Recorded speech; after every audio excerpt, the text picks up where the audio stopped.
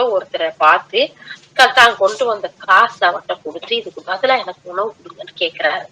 அந்த காசு அந்த மனுஷன் பார்த்ததுன்னு அதுல இருக்கப்பட்ட அந்த முத்திரை எல்லாம் இருக்குல்ல, அதெல்லாம் அந்த கடைக்காரருக்கு வித்தியாசமா அந்த மனுஷனுக்கு என்னடா இது, இந்த காசு வச்சுக்கிட்டு நம்ம என்ன சொல்லுவோம், அதெல்லாம் செல்லாத காசு, இது செல்லாத காசு, என்னடா இந்த ஒரு முத்திரையா இருக்கு, இது புதுசா இருக்கு, இந்த காசை பார்த்தா கடைக்காசு வந்து பாக்குறாரு. பாத்துட்டு சொல்றாரு, அப்படியே ஒருத்தட்ட மாதிரி ஒருத்தட்ட அந்த காசை காட்ட இப்படியே போனா என்ன ஆயிரும், பரவிடுமா இல்லையா, என்னடா இந்த காசு கொண்டு வந்து கேக்குறாருந்தே, அப்ப இவருக்கு ஏதாச்சும் புதையல் கிடைச்சிருக்குமோ அதை கொண்டு வந்து வாங்குறாரோ அப்படின்னு சொல்லிட்டு பேசிக்கிற ஆரம்பிக்கிறாங்க. அந்த காசை அதனால கிடைச்சிருக்கலாம். ஆனா பாவம் அவருக்கு என்ன தெரியும், அவருக்கு ஒண்ணும் தெரியல. ஒருத்த கேக்குறாங்க, உனக்கு இது எப்படி கிடைச்சிச்சு, புதையலா கிடைச்சிச்சு கொண்டு வந்தேன், இல்லப்பா நான் ஊர்வாசி தான், நேத்து சாயந்தரம் வரைக்கும் இங்கதான் நான் இருந்தேன், மன்னன் திக்கியானுஸ் இங்க வந்து ஆண்டுகிட்டு இருந்தாரு அப்படின்னு கேக்குறாரு. இதையெல்லாம் பார்த்துட்டா இவருக்கு பைத்தியமா இருக்கும்னு மக்கள் நினைக்கிற அளவுக்கு இருக்கு. ஏன்னா இவரு எந்த காலத்து மனுஷனோங்கிறது உங்களுக்கு தெரியல. உடனே அந்த என்ன செய்யறாங்க, ஆட்சியாளருக்கு மக்கள் வந்து இந்த செய்தியை போய் சொல்றாங்க. அவர் பாக்குறாரு. அதுக்கு பின்னாடி அந்த மனுஷன்ட்ட வேற வழியே இல்லை. ஏன்னா அல்லாஹ் தஆலா சொல்றான், நாம அவங்களுக்கு காட்டு கொடுத்தோம்னு சொல்றான். அப்ப அதை பத்தி விசாரிக்கல, என்ன முதல்ல குகைக்கு போக விடுங்க, இந்த விஷயமெல்லாம் என் நண்பர்கள்ட்ட போய் நான் சொல்லணும் அப்படின்னு சொல்லிட்டு அவர் கேட்கிறாரு. சொல்லிட்டு அவரை குகைக்கு போக விடுறாங்க அப்படிங்கிற ஒரு செய்தியை சொல்லி காட்டுறாங்க. அந்த மக்களுக்கு தெரியாமல் அல்லாஹ் தஆலா என்ன செய்யறாங்க, வாலிபன் வந்து வந்தார் இல்லையா, அவர் வந்து சொல்றாரு, நாங்க என்னை முதல்ல போக விடுங்கப்பா, உங்களை பார்த்தாவும் புதுசா இருக்கு, என்னைய பார்த்தா உங்களுக்கு புதுசா இருக்கு, என்னைய எங்களுடைய ஃப்ரெண்டுகளோட போய் விடுங்கன்னு சொல்றாங்க. போறாரு. போனதும் குகைக்குள்ள போயிடுறாரு. அவரு எவ்வாறு குகைக்குள் சென்றாருங்கிறதே அந்த மக்களுக்கு தெரியல. எல்லாம் திகைப்பா பாத்துக்கிட்டு இருக்காங்க. குகை தோழர்கள் பற்றிய செய்தியை அந்த மக்களுக்கு தெரியாமல் எல்லாம் மறைத்து விட்டான் அப்படிங்கிறதாவும் இந்த இடத்துல சொல்றாங்க. இன்னொரு தகவல் என்ன சொல்றாங்கன்னா, அவர் வந்து முதல்ல குகைக்குள்ள நுழைஞ்சாரு, மக்களும் அந்த குகைக்குள்ள நுழைஞ்சாங்க, அந்த அரசன் வந்து குகைவாசிகளுக்கு சலாம் சொன்னாரு அப்படின்னு சொல்றாங்க. இன்னும் ஒரு தகவல் படி அந்த அரசர் வந்து அப்போ ஆண்டுகிட்டு இருந்த அந்த மனிதர் இருக்கிறார் பாத்தீங்களா, அரசர், அவர் வந்து முஸ்லிமாய் இருந்தாரு. அவரு பேர் வந்து தீதூசிஸ் அப்படின்னு சொல்லக்கூடியதா இருந்துச்சு. அவர் சந்திப்புல குகைவாசிகள் வந்து மகிழ்ச்சி அடைஞ்சாங்க, உயிரோடு அவங்களோட பேசினாங்க, அதுக்கு அவகாசத்தை ஏற்படுத்திக்கிட்டாங்க, அவங்களுக்கு சலாம் சொல்லி வழி அனுப்புனாங்க. அவங்க வந்து பின்னாடி படுக்கைக்கு திரும்பிட்டாங்க. வல்லமையும் மாண்புமிக்க அல்லாஹ் அதை எடுத்து அந்த குகைவாசிகளுக்கு இறப்பு கொடுத்துட்டான், அல்லாஹ்வே அறிந்தவன் சொல்லிட்டு இந்த இடத்துல இமாம் இப்னு கஸீர் ரஹ்மத்துல்லாஹி முடிச்சு இந்த செய்தி தஃப்சீர் தபரில இருக்கு. இந்த மனிதன் என்ன செய்யறாரு, உணவு வாங்க போறாரு. உணவு வாங்க போன இடத்துல அங்க பார்த்துட்டு ஆச்சரியப்படுறாங்க. கடைசியா அந்த நாட்டுல ஆளக்கூடிய அரசன்கிட்ட கொண்டு போய் கொடுக்குறாங்க. அந்த அரசன் விசாரிக்கிறாரு. அந்த அரசன் வந்து ஒரு முஸ்லிமா இருந்தாரு. அதனால அவரை பின்தொடர்ந்து இந்த குகைக்கு வந்து அந்த குகைவாசிகளுக்கு சலாம் சொல்லி அவங்கள்ட்ட பேசுற அளவுக்கு அந்த அவகாசத்தை கொடுத்தான். அதுக்கு பின்னாடி அவரை சந்தோஷமா அவங்களும் வழி அனுப்பி வைக்கிறாங்க சலாம் சொல்லி. அதுக்கு பின்னாடி அப்படியே அந்த குகைவாசிகள் படுத்தாங்க. அதோட அவங்களுக்கு அல்லாஹ் தஆலா மௌத்த கொடுக்குறான். இதுக்கு மேல அல்லாஹ்வே அறிந்தவன் சொல்லிட்டு இந்த இடத்துல முடிக்கிறாங்க. இன்னும் பல அறிவிப்புகள் பலவாக இருக்குது. அதான் அல்லாஹ் தான் அறிந்தவன் அப்படிங்கிறதோட நம்மளும் முடிப்போம் இன்ஷா அல்லாஹ். இதை அடுத்து நிச்சயமா அல்லாஹ் தஆலா சொல்றான், இது அல்லாஹ்வுடைய வாக்கு, இது உண்மையானது. அதாவது வந்து உலக முடிவு நாள் தொடர்பா எந்த ஒரு சந்தேகமே இருக்கக்கூடாது, அதை அறிந்து கொள்றதுக்காகத்தான் அந்த மக்களுக்கு அல்லாஹ் தஆலா இந்த விஷயத்துல அவங்களுக்கு காட்டி கொடுத்தான். அந்த மக்கள் என்ன செஞ்சுட்டாங்க, இதுக்கு பின்னாடி அவங்களுக்கு இடையிலேயே சில சலசலப்பு வரும்ல, சர்ச்சைகளை ஏற்படுத்திட்டாங்க அப்படின்னு அல்லாஹ் தஆலா சொல்றான்.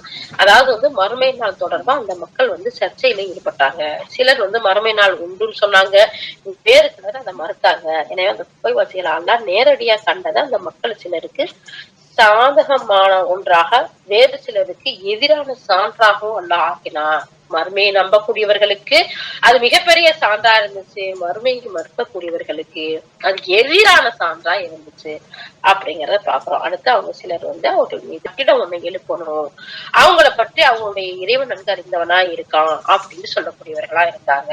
அவங்களுடைய குகைகளுடைய வாயில மூடிட்டு அவங்கள அதே நிலையில விட்டுருங்க அப்படின்னு சொன்னாங்க. ஆனா அவங்க விஷயத்துல செல்வாக்கு பெற்றவர்கள் அவர்கள் மீது வழிபாட்டு தலத்தை எழுப்பியே தீருவோம்னு சொன்னாங்க. இதே மாதிரி கூறியோர் யார் என்பது தொடர்பா 2 வகையான கருத்து இருக்கு என்று சொல்லி விரிவுரையாளர்கள் இப்னு ஜரீர் ரஹ்மத்துல்லாஹி சொல்றாங்க. அவர்கள் முஸ்லிம்களே இவ்வாறு கூறினார்கள் என்று ஒரு கருத்து இருக்கு, இணைவிப்பாளர்கள் தான் கூறினாங்கிற இன்னொரு கருத்து இருக்கு. இதுவும் அல்லாஹ் அறிந்தவனா இருக்கான் அப்படின்னு சொல்லிட்டு இமாம் இப்னு கஸீர் ரஹ்மத்துல்லாஹி 5வது பாகத்துல இந்த தஃசீர் விளக்கத்துக்கு கீழே ஒரு வரைபடம் கொடுத்திருக்காங்க. ஜோர்டான்ல கண்டுபிடிக்கப்பட்டிருக்கு இந்த குகைக்கு மேல வந்து அந்த கால மக்கள் எழுப்பிய வழிபாட்டு தலமும் அடையாளமா எஞ்சி இருக்கு அப்படின்னு அப்படி கீழே ஒரு கூட்டம் எடுத்து அழகா 1, 2, 3 அப்படின்னு சொல்லிட்டு குகைக்குள்ள உள்ள வழிபாட்டு தலம் இது. மேலும் குகைக்கு கீழே 2 வழிபாட்டு தலங்கள் இருக்குது.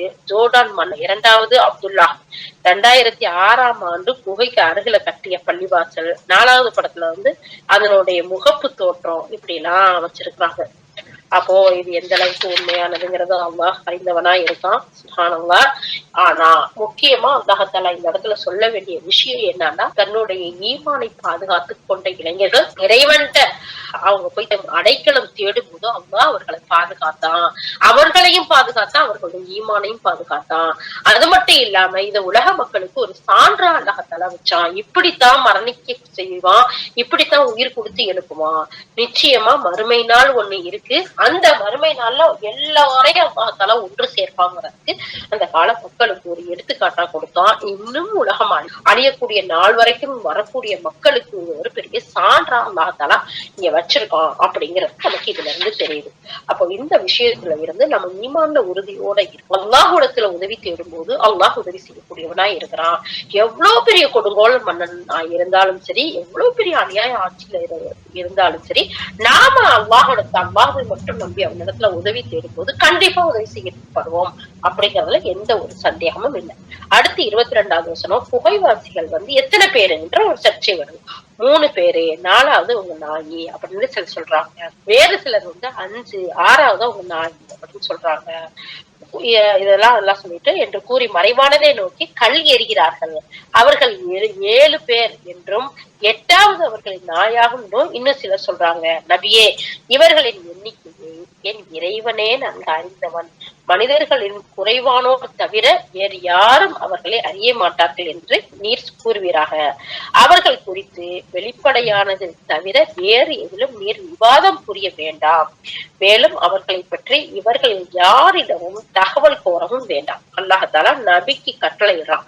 உயர்ந்தோனாகிய அல்லாஹ் குகைவாசிகள் எத்தனை பேர் அப்படிங்கிறது தொடர்பா மக்கள் ஏற்பட்ட கருத்து வேறுபாடை பத்தி எடுத்து சொல்றான். இந்த புகைவாசிகள் வந்து இன்று யூதர்கள் வந்து 5 பேரு அப்படின்னு சொல்லிட்டு 5 கிறிஸ்தவர்களும், யூதர்கள் வந்து 3 பேருன்னு சொல்றாங்களாம், கிறிஸ்தவர்கள் வந்து 5 பேருன்னு சொல்றாங்களாம். சுத்தி ரஹ்மத்துல்லாஹி இதை பத்தி சொல்லிட்டு நஜ்ரான் நாட்டு கிறிஸ்தவர்களை இந்த கருத்துக்களையும் சொன்னாங்க அப்படின்னு சொல்லியும் இந்த இடத்துல சொல்றாங்க. அது மாதிரி புகைவாசிகள் 7 பேரு இறை நம்பிக்கையாளர்களோட கூற்றா இது இருக்குது. இத வந்து இப்னு அப்பாஸ் இல்ல, அவங்க முக்கியமா அவங்களும் இன்னும் மற்ற சஹாபாக்களும் அதாவது வந்து இந்த கருத்தை தெரியப்படுத்துறாங்க. அல்லாஹும் இந்த வார்த்தை தான் சரியானதுங்கிறத சூசகமா தெரியப்படுத்துறான். அதாவது வந்து அந்த முதல்ல 2ஐயும் சொல்லிட்டு அதை மறுத்து எல்லாம் சொல்லிட்டு 3ஆவதா சொல்லக்கூடியத அல்லாஹ் தஆலா அப்படியே விட்டுட்டு போறான். அப்போ அதுதான் சரியானதா இருக்கலாம் அப்படிங்கிறதும் இந்த இடத்துல சொல்றாங்க. அது மட்டும் இல்லாம ஜோர்டான்ல கண்டுபிடிக்கப்பட்டுள்ள அந்த குகைக்குள்ள வந்து 7 கல்லறைகள் இருக்கிறதாகவும் அதை உறுதி செய்யறது. அது மட்டும் இல்லாம பிற்காலத்துல அந்த கல்லறைகள்ல இருந்த எலும்பெல்லாம் ஒண்ணு திரட்டி ஒரே கல்லறையில போட்டு வச்சிருக்காங்கிறதையும் இந்த இடத்துல சைட்ல படம் ஒண்ணு கொடுத்திருக்கிறாங்க. அந்த படத்துலயும் நம்ம பார்க்கலாம். அதுக்கடுத்து அல்லாஹ் அறிந்தவனா இருக்கான். இதெல்லாம் முற்காலத்துல நடந்த நிகழ்வுகளா இருக்குது இல்லையா, அதனால இது அல்லாஹ் அறிந்தவனா இருக்கான் அப்படிங்கறதுதான் இந்த இடத்துல சொல்லி காட்டுறாங்க. அந்த வசனத்திலயும் அல்லாஹ் தஆலா நபியே, அவர்களின் எண்ணிக்கையை இறைவனே நன்கு அறிந்தவன் என்று நீ கூறுவீராக அல்லாஹ்வே சொல்றான். இது போன்ற விஷயங்கள்ல அல்லாஹ்வே எல்லா தனித்துவம் எல்லாமே தனித்தவன். அவன் வந்து அவன் தான் சிறந்தவனாய் இருக்காங்கிறது தான் நமக்கு வழிகாட்டுதலா இருக்குங்கிறத நம்ம பாக்குறோம். ஏன்னா உறுதியாக தெரியாம எந்த ஒன்னையும் நம்ம என்ன செய்யக்கூடாது, ஆழமா சொல்றதோ தேவையில்லாம பேசுறதோ கூடாது, பேச வேண்டாம், அந்த விஷயத்துல மௌனமா இருக்கிறது தான் நல்லது அப்படிங்கறத சொல்றாங்க. அது மட்டும் இல்லாம குறைவானவர்களை தவிர வேற யாரும் இதை அறிய மாட்டாங்க நபியே. இத அதனுடைய விளக்கம் இல்லாம நீங்க சொல்லாதீங்க, பேசாதீங்கன்னா அல்லாஹ் தஆலா நபிக்கும் கட்டளையிடுறான். அதனால மனிதர்கள்ல கொஞ்சம் பேருக்கு அந்த விஷயம் தெரிஞ்சதா இருக்கு, மற்றவங்களுக்கு இதை பத்தின செய்தி தெரியல அப்படிங்கறதையும் சொல்லலாம். இப்னு அப்பாஸ் அவங்களும் புகைவாசிகள் 7 பேரு அப்படிங்கறத சொல்றாங்க. அத்தாஹ் ரஹ்மத்துல்லாஹும் இதையே அறிவிக்கிறாங்க. இந்த செய்தி தப்சீர் தபரில வருது அப்படின்றாங்க. இதை தவறுல வேற விவாதத்துல நீங்க ஈடுபட வேண்டாம்னு அல்லாஹ் தஆலா சொல்றான். மேலும் அவர்களை பற்றி அவர்கள் யாரும் தகவல் கேட்க வேண்டாம்னு அல்லாஹ் தஆலா உத்தரவிடுறான் நபியை பார்த்து. ஏன்னா இது தொடர்பா அவங்களுக்கு சரியான அறிவு கிடையாது. சுயமாக எதையாவது கூறி மறைவானதை நோக்கி தள்ளி எறிகிறார்கள். அவர்களது இந்த கூற்று நம்ப தகுந்த ஆதாரம் எதுவும் கிடையாது. அவங்க சொன்னாங்கல்ல 3 பேரு 5 பேருங்க, அதுக்கு தகுந்த ஆதாரங்கள் எதுவும் கிடையாது. நீங்க இது பற்றி தேவையில்லாம பேச வேண்டாம். ஆனால் முஹம்மதே ஸல்லல்லாஹு அலைஹி வஸல்லம், உமக்கு அல்லாஹ் உண்மையான தகவல்களை அளித்துள்ளான், அவை சந்தேகத்துக்கு இடம் இல்லாதவை. இந்த வேதம் தனக்கு முந்தைய ஏடுகள் தகவல்கள் ஆகியவற்றை தீர்மானிக்கும் முதன்மையான வேதமாகும். அதனால அல்லாஹ் எந்த செய்தியை சொல்லியிருக்கானோ, அல்லாஹ் எப்படி சொல்லியிருக்கானோ அத அப்படியே நீங்க நம்புங்க. இது விஷயமா நீங்க தர்க்கம் பண்றதுக்கோ பேச்சு பிரச்சனைக்கு போறதுக்கோ வேண்டாம். எந்த விஷயத்துல உங்களுக்கு தெளிவில்லையோ அந்த விஷயத்த அல்லாஹ் அறிந்தவன் சொல்லிட்டு நீங்க அந்த சாப்டர் க்ளோஸ் பண்ணிடுங்க அப்படிங்கறத அல்லாஹ் தஆலா சொல்லி கொடுக்குறோம். இதே மாதிரி தான் நமக்கு தெரியாத எந்த ஒரு விஷயம், நம்மளுடைய வாழ்க்கையில நடக்கிற எந்த ஒரு விஷயமும் தெளிவில்லையோ கிளியர் இல்லையோ நாம என்ன செய்யணும், அப்படி இருக்கலாமோ இப்படி இருக்கலாமோ, அவங்க ஏன் அங்க போனாங்க, இவங்க ஏன் இப்படி பார்த்தாங்க, இதையா அப்ப இப்படி சொன்னாங்க, இப்படி எல்லாம் நம்ம போய் ஆராயக்கூடாது. தெளிவில்லாத விஷயங்களை அப்படியே விட்டுட்டு போயிடணும். அல்லாஹ் அறிந்தவனா இருக்கான், தெரியலமா அப்படிங்கறதோட இப்படி எல்லாம் போனோம்னா எவ்வளவு பிரச்சனை இல்லாம போயிடும்.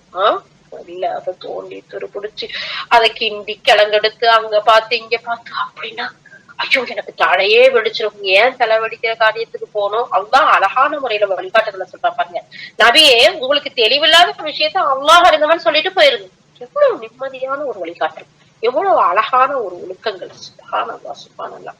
இந்த மார்க்கம் மாதிரி ஒரு அழகிய தூய்மையான வழிகாட்டல் நிறைந்த ஒரு நிம்மதியான அமைதியான மார்க்கம் வேற எங்கேயுமே இருக்காது. சுப்ஹானல்லாஹ். நம்ம ஆழ்ந்து அதோட ஒன்றி ஊறி போனோம்னா தொடர்ந்து பாருங்க 23வது வசனம். நபியே நீர் எதை குறித்தும் நிச்சயமாக நான் அதை நாளைக்கு செய்வேன் என்று கண்டிப்பாக கூற வேண்டாம். விஷயத்துக்கு இப்பதான் வராங்க. அல்லாஹ் நாடினால் என்பதை சேர்த்தே தவிர அவ்வாறு கூற வேண்டாம். நீங்கள் அவ்வாறு கூற மறந்துவிட்டால் நினைவு வரும்போது உங்களுடைய இறைவனை நினைவு கூறுவீர்கள். மேலும் என் இறைவன் எனக்கு இதைவிட நெருக்கமான வழியை காட்டக்கூடும் என்று கூறுகிறார்கள். அதுக்கடுத்து அல்லாஹ் தஆலா சொல்றான், நீங்க ஏதாச்சும் ஒரு செயலை செய்ய நினைச்சீங்கன்னா எவ்வளவு அழகா சொல்றா பாருங்க. நபி ஸல்லல்லாஹு அலைஹி வஸல்லம் அவங்கள்ட்ட புகைவாசிகள் அந்த சம்பவம் பத்தி கேக்குறாங்க. நாளைக்கு சொல்றேன்னு நபி ஸல்லல்லாஹு அலைஹி வஸல்லம் பதில் சொன்னாங்க.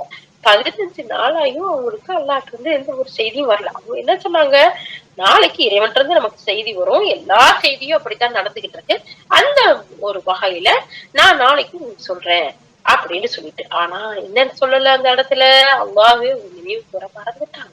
அப்ப 15 நாளாயும் அவங்களுக்கு செய்தி வரல. பிறகு அதுக்கு பின்னாடிதான் அல்லாஹ் தஆலா வஹி இறக்குறான். இந்த புகைவாசிய நிகழ்வை பத்தி அல்லாஹ் தஆலா சொல்லி காட்டுறான்.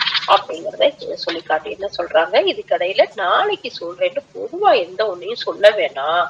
அல்லாஹ் நாடினால் இன்ஷா அல்லாஹ், நபியே நீங்க எதை ஒண்ணு செஞ்சாலும் நாளைக்கு செய்கிறேன்னு பொதுவா சொல்லக்கூடாது. அல்லாஹ் நாடினா நான் அதையும் அப்படிங்கறத சேர்த்து நீங்க சொல்லணும்னு அல்லாஹ் தஆலா வழிகாட்டுறான். அப்போ இந்த இடத்துல பாருங்க, இன்ஷா அல்லாஹ் நீங்க சொல்லுங்க அப்படின்னு தன்னுடைய தூதருக்கு அல்லாஹ் தஆலா அழகிய ஒரு ஒழுங்கு முறையை கற்பிக்கிறாங்க. எதிர்காலத்துல எந்த ஒன்றை செய்ய தீர்மானிச்சாலும் வல்லமையின் மாண்புமிக்க அல்லாஹ்வின் நாட்டத்துடன் சேர்ந்தே நடக்கும் தீர்மானிக்கணும். அப்படி இல்லாம நம்ம சொல்லக்கூடாது. அவன் தான் மறைவானதா அறியக்கூடியவனா இருக்கிறான். இந்த இடத்துல அல்லாஹ்வுடைய தூதர் ஸல்லல்லாஹு அலைஹி வஸல்லம் ஒரு செய்தியை சொல்லி காட்டுறாங்க. என்ன செய்தி அப்படின்னு சொன்னா, ஒரு தடவை இறை தூதர் சுலைமான் அலைஹிஸ்ஸலாம் அவங்க தாவூத் அலைஹிஸ்ஸலாம் அவர்களுடைய மகன் தாவூத் அலைஹிஸ்ஸலாம் அவங்களுக்கு, நான் இன்று இரவு என்னுடைய 70 துணைவியர், மற்றொரு அறிவிப்புல 100 துணைவியர்னு சொல்றாங்க. சுலைமான் அலைஹிஸ்ஸலாத்துக்கு 70 துணைவியர் இருந்தாங்களா, இன்னொரு அறிவிப்புல 100 துணைவியர் சொல்றாங்க. அவங்க சொன்னாங்களாம், இன்று இரவு நான் வந்து அவர்கள்ல அல்லாஹ்வின் பாதையில் அறப்போர் செய்யக்கூடிய ஆண் குழந்தைகளை பெற்றெடுப்பேன். நான் அவங்களோட உறவு கொண்டு நான் இன்றைய தினம் வந்து நான் அல்லாஹ்வுடைய பாதையில போராடக்கூடிய நான் 100 ஆண் பிள்ளைகளை பெற்றெடுப்பேன்னு சொன்னாங்க. ஆனால் அல்லாஹ் நாடினாள்ங்கிற இந்த இன்ஷா அல்லாஹ்ங்கிறத சொல்ல மறந்துட்டாங்க அப்படின்னு சொல்லி காட்டுறாங்க. அதனால மற்றொரு அறிவிப்புல அவ்வாறு கூறியிருந்தார். அதாவது வந்து அவர்கள் இன்ஷா அல்லாஹ் என்று சொல்லுங்கள் என்று கூறப்பட்டது. மற்றொரு அறிவிப்புல வந்து சொல்றாங்க வானவர் அப்படி கூறுனாங்க அப்படின்னு சொல்றாங்க. ஆனா சுலைமான் அலைஹிஸ்ஸலாம் அவ்வாறு கூறாம விட்டுட்டாங்க, மறந்துட்டாங்க. அதே மாதிரி அவங்க 100 துணைவியரோட ஒன்று சேர்ந்து அவங்க குடும்ப வாழ்க்கையில இருந்தாங்க. ஆனா ஒரே ஒரு பெண் மட்டும்தான் கருவுற்றா. அவளும் அரைகுறையான அரை மனிதனையே பெற்றெடுத்தார் அப்படிங்கிறது இன்னொரு அறிவிப்புல சொல்றாங்க. அவங்க அனைவருமே வந்து அல்லாஹ்வுடைய ரசூல் சொல்றாங்க, அந்த இன்ஷா அல்லாஹ்ங்கிற ஒரு வார்த்தையை சொல்லி இருந்தா அவர்கள் அனைவருமே குழந்தைகளை பெற்றெடுப்பாங்க. அவங்க அனைவருமே அல்லாஹ்வின் பாதரை குதிரை வீரர்களாக அறப்போர் புரிஞ்சிருப்பாங்கன்னு நபி ஸல்லல்லாஹு அலைஹி வஸல்லம் சொல்லி காட்டுறாங்க. அப்போ இந்த செய்தி வந்து அபூ ஹுரைரா ரலியல்லாஹு அறிவிக்கிறாங்க. புகாரி ஷரீஃப்ல 3424, 5242, 6639 சுப்ஹானல்லாஹ் நிறைய நம்பர் கொடுக்குறாங்க. முஸ்லிம் ஷரீஃப்லயும் 3401, 404, 3404 இந்த ஹதீஸ்லயும் பதியப்பட்டிருக்கு. அப்ப பாருங்க சுலைமான் அலைஹிஸ்ஸலாம் தாவூத் அலைஹிஸ்ஸலாமுடைய மகனா இருக்கிறாங்க. அவங்க வந்து அவங்களுடைய ஆட்சி காலத்துல அவங்களுக்கு ஒரே நேரத்துல 70 மனைவி, ஒரு சில அறிவிப்புல 100 மனைவின்னு சொல்லி சொல்றாங்க. அவ்வளவு மனைவிகளோட அவங்க வாழ்ந்தாங்க. அவங்க ஒரு நாள் சொல்றாங்க, நான் வந்து இன்றைய இரவு என்னுடைய மனைவிகளோட சேர்ந்து எல்லா மனைவிகளும் ஆண் குழந்தையை பெற்றெடுப்பாங்க, இறைவனுடைய பாதையில் போராடக்கூடியவர்களாக நல்ல விஷயத்தை தான் சொல்றாங்க. ஆனா அந்த இடத்துல அவங்க நினைவு கூறல அப்படிங்கறதுனால அந்த உடைய வார்த்தைகள் நிராகரிக்கப்பட்டுச்சு. அல்லாஹ்தாலா ஒரே ஒரு பிள்ளையை தான் கொடுத்தோம், அதுவும் அறக்குறையா இருந்துச்சு அப்படிங்கறத சொல்றாங்க. அல்லாஹ்வுடைய ரசூல் சொல்லக்கூடியதை இன்னொரு அறிவிப்புல சொல்றாங்க. அவங்க மட்டும் இன்ஷா அல்லாஹ் சொல்லி இருந்தா அத்தனை பேருமே அதே மாதிரியான குழந்தைகளை பெற்று அவங்க ஒவ்வொருத்தரும் குதிரை வீரர்களா அல்லாஹ்வுடைய பாதையில அறப்போர் புரிஞ்சிருப்பாங்க அப்படிங்கறத சொல்றாங்க. அப்ப பாருங்க, இன்ஷா அல்லாஹ் நம்ம எந்த ஒரு காரியத்தை செஞ்சாலும் சரி, அல்லாஹ் நாடினால் நான் செய்யறேன், அல்லாஹ் நாடினால் வர்றேன், அல்லாஹ் நாடினால் கொடுக்குறேன், அல்லாஹ் நாடினால் செய்வோம் இப்படின்னு அல்லாஹ்வை உட்படுத்தாமல் இறை நினைவு கூறாமல் எந்த ஒரு காரியத்தை செஞ்சாலும் அது அழகானதா அமையாதுங்கிறதுக்கு மிகப்பெரிய ஒரு எடுத்துக்காட்டா இந்த வசனம் நமக்கு இருக்கிறத நம்ம பார்க்கிறோம். இது அல்லாஹ் தாலாவே இதை கற்றுக் கொடுக்குறான் டைரக்டா. நபியே நீங்க எந்த ஒரு காரியத்தை செஞ்சாலும் நாளைக்கு செய்யறேன் அப்படின்னு சொல்லாதீங்க, கண்டிப்பா சொல்ல வேணாம், அல்லாஹ் நாடுனா செய்யறேன்னு சொல்லிட்டு நீங்க சொல்லுங்க, அல்லாஹ்வை நினைவு கூறுங்க. அப்படி நினைவு கூற மறந்துட்டீங்கன்னா உங்களுக்கு ஞாபகம் போது நீங்க நினைவு கூறுங்க அப்படின்னு சொல்றாங்க. இது சம்பந்தமா இன்னும் சில ஹதீஸ்கள் வந்திருக்கு. இது சம்பந்தமா சில அறிஞர்கள் வந்து சட்டங்களையும் நமக்கு சொல்லியிருக்காங்க. நம்ம மறந்துட்டா அதுக்கு என்ன செய்யணும் அப்படிங்கிற கருத்துக்கள்லாம் இருக்கு. அதை தொடர்ந்து நம்ம அடுத்த மீட்டிங்ல பார்ப்போம். அப்ப நம்ம எந்த ஒரு காரியத்தை நம்ம செய்ய நினைச்சாலும் சரி, செஞ்சாலும் சரி, அல்லாஹ்வுடைய நினைவு, அல்லாஹ்வுடைய பெயர் நினைவு கூறாம எந்த ஒன்னையும் நம்ம செய்யக்கூடாது. எந்த செயலை செஞ்சாலும் அல்லாஹ் தஆலா சொல்றான், நீங்க சாதாரண நம்ம எழுதவோ படிக்கவோ எந்த ஒரு காரியத்தை செஞ்சாலும் சரி, நபியே நீங்க போடுங்க பிஸ்மி ரப்பிக்கல் லதீ, அல்லாஹ் தஆலா சொல்றான் உன்னுடைய இறைவனின் பெயரை நினைவு கூறி நீங்க எந்த ஒரு காரியத்தை செய்யுங்கன்னு சொல்றாங்க. இந்த இடத்துலயும் அல்லாஹ் தஆலா அதான் சொல்றான், எந்த ஒரு காரியத்தையும் நாளைக்கு செய்யறேன்னு உறுதியா சொல்ல வேண்டாம், அப்புறம் செய்யறேன்னு சொல்ல வேணாம், அல்லாஹ் நாடினால் செய்யறேன்னு சொல்லுங்கிற ஒரு அழகிய ஒரு பண்பையும் அல்லாஹ் தஆலா நமக்கு கற்றுக் கொடுக்குறாங்கிறத பாக்குறோம். அது சம்பந்தமான மற்ற ஹதீஸ்களை இன்ஷா அல்லாஹ் பார்ப்போம். யா அல்லாஹ் கேட்டதுபடி அமல் செய்யக்கூடிய நல்ல பாக்கியங்களை, உறுதியான ஈமானையும் உன் பக்கம் திரும்பி உன்னிடம் முழுமையாக நாங்கள் அடைக்கலம் போகக்கூடிய மக்களாகவும் எங்கள் அனைவரையும் ஆக்கி ஆறு புரிவாயாக. எங்கள் மீது புரிந்த அற்புடைகளுக்கு நன்றி செலுத்தக்கூடியவர்களாகவும் நீ பொருந்து கொள்ளும் நன்மைகள் செய்யக்கூடிய நன்மக்களாகவும் எங்கள் அனைவரையும் ஆக்கி ஆறு புரிவாயாக. வாஹிரு தஅவானா அல்ஹம்துலில்லாஹி ரப்பில் ஆலமீன். சுப்ஹானல்லாஹி வபிஹம்திஹி, சுப்ஹானல்லாஹி வபிஹம்திஹி, நஷ்ஹது அன் லா இலாஹா இல்லா அன்த, நஸ்தக்ஃபிருக வ நத்தூபு இலைக். சுப்ஹான ரப்பிக ரப்பில் இஸ்ஸத்தி அம்மா யசிஃபூன், வஸ்ஸலாமுன் அலல் முர்ஸலீன், அல்ஹம்துலில்லாஹி ரப்பில் ஆலமீன். அஸ்ஸலாமு அலைக்கும் வரஹ்மத்துல்லாஹி வபரகாத்துஹு. ஜஸாக்குமுல்லாஹு கைரா.